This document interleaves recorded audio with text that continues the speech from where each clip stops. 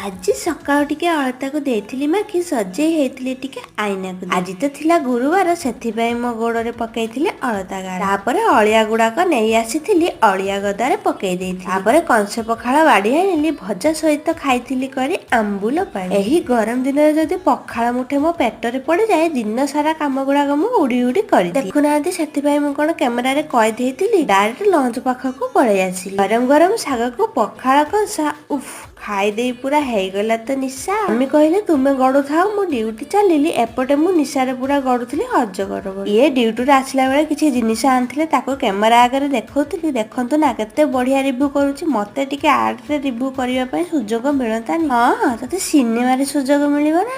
ତାପରେ ଗ୍ଲୁକୋଜ ପାଣି ମୁନ୍ଦେ ପିଇଥିଲି, ଆଉ ଟ୍ରାଙ୍ଗେଲ ବାଲା କୁରକୁରି ଖାଇଥିଲି। ରାତିରେ ଖାଇଥିଲି ରୁଟି ସହିତ ବାଇଗଣର ଖୁଚୁଖୁଚିଆ। ଆପଣ ମାନଙ୍କ ଭଲ ପାଇବା ଦ୍ୱାରା ମୋର 500 ସବସ୍କ୍ରାଇବର କମ୍ପ୍ଲିଟ ହେଇଯାଇଥିବାର ଦେଖି ଲାଗୁଛି ଭାରି ବଢିଆ।